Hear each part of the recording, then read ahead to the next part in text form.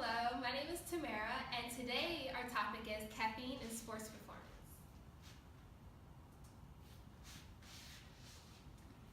Caffeine in sports performance. With data collected in scientific research, caffeine has long been surveyed since the 1970s as a substance containing aerogenic aids that improve physical performance in sports. In the discussion of caffeine and sports performance, there is controversy regarding the role of caffeine as a performance-boosting drug. There is a universal agreement that 1. Caffeine does not appear to benefit short-term, high-intensity exercises. And 2. Caffeine can enhance performance in endurance sports.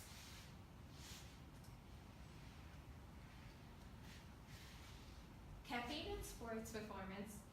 Researchers across the world since the mid-1970s till now are conducting studies on athletes as well as people who don't engage in athletic activities to determine what effect caffeine has on exercise performance and what significant value does it add, if any.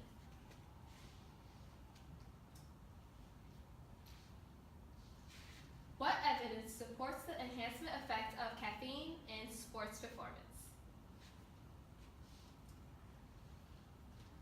Overview of caffeine and sports performance.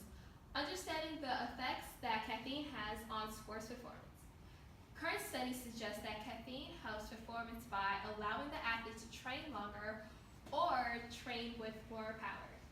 Caffeine doesn't affect every type of sports performance the same way in terms of short-term high intensity versus long-term.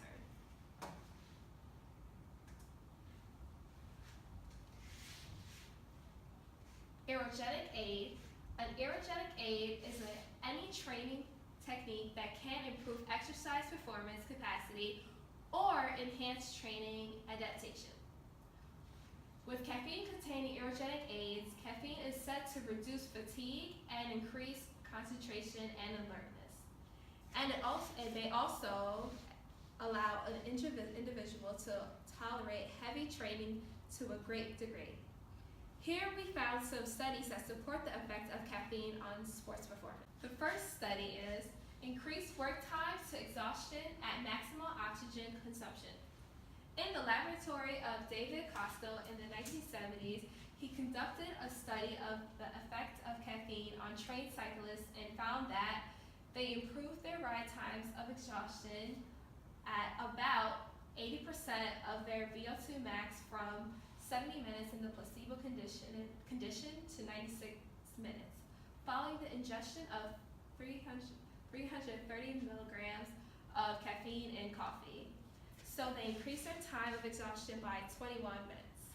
I'm Jasmine DeLaPaz, and another study that we conducted was with cyclists taking 250 milligrams of caffeine at the beginning of exercise, and then another 250 milligrams in 7 doses during exercise. The study found a 20% increase in the work completed during 2 hours of cycling.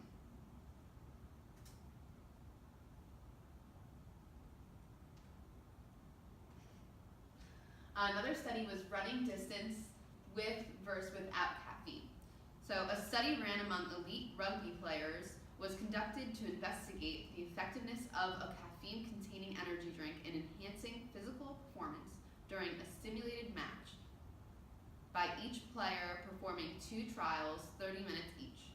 The reports show that in the first half of the game, the total running distance during the match was 2,366 plus or minus 263, which is with the caffeinated drink, versus 2,327 plus or minus 232 with the placebo. In the second half, the drinks substantially increased the running time by 2,772 plus or minus 308 with the caffeinated drink versus 2,416 plus or minus 443 with the placebo. The use of an energy drink with a caffeine dose equivalent to 3 milligrams per kilograms considerably enhanced the movement patterns of rugby players during a simulated match. Another study was with race velocity. So in 2008, Burke conducted a study that trained 13 male cyclists who ingested 2 milligram kilograms or up to 3 milligram kilograms of caffeine to perform a 60-minute exercise. The study was able to show during the first 15 minutes of the workout, they were able to increase their travel time by 4%. Another study that was conducted was between 14 trained male and female swimmers who had an intake of caffeine of 250 milligrams during a 60-minute workout. During the 2 100-meter swimming race, the caffeine enhanced mean swimming race velocity in both races and prevented the decrease in velocity. Hello, I'm Kayla, and our next study that we found was among 16 women from a national rugby team, age ranging from 21 to 25. They ingested 3 milligrams of caffeine per kilogram of body mass in the form of an energy drink, or the same drink without caffeine, which was the placebo. After 60 minutes of caffeine absorption, the participants performed a 15-second maximal jump test, a 6 times 30-meter sprint test, and then played 3 rugby 7 games against another national team. The ingestion of the energy drink showed an increased muscle power output during the jump series, which was 23.5 plus or minus 10.1 versus 25.6 plus or minus 11.8 kilowatts, placebo versus caffeinated drink. So at the highest point of the placebo and the highest point of the caffeinated drink, the difference was about 3.8. The next showed an increased running pace during the games, which was 87.5 plus or minus 8.3 placebo, and 95.4 plus or minus 12.7 caffeinated drink meters per minute. At the highest point of the placebo and the highest point of the caffeinated drink, the difference was about 12.3 meters per minute. Lastly was the increased pace at sprint velocity, which was 4.6 plus or minus 3.8 in the placebo versus 6.1 plus 3.4 in the caffeinated drink meters per minute. And the difference between the two was about 1.6. However, the energy drink did not affect maximal running speed during the repeated sprint test, which was 25 plus or minus 1.5 in the placebo versus 25 plus or minus 1.7 in the caffeinated drink. So that they were around the same time. The next one was power and short-term intense exercise. The ability to perform at high intensity has been examined in several studies. A study among swimmers was conducted. The swimmers swam a 100-meter freestyle and took an unknown amount of caffeine.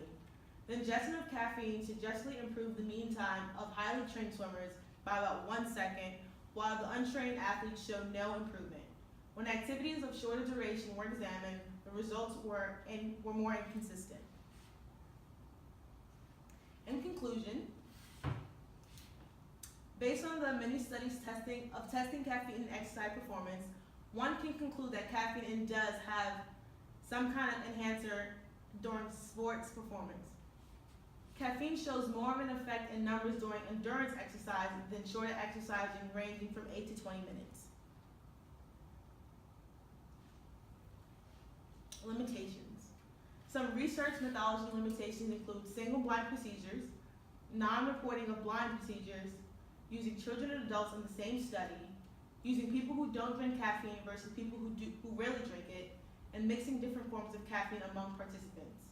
Some practical limitations include participating athletes in the same sport and decisions on what caffeinated drinks to use. Running tests for effects in caffeine on exercise performance. When conducting a study regarding the effect of caffeine on exercise performance, one should use participants who don't drink caffeine as often because they aren't tolerant to the stimulant effect. Stick to just one type of caffeinated drink. Use a group of just adults or children, don't mix the two together, and find a group of athletes in similar sports. And these are the references, and that's it for our presentation.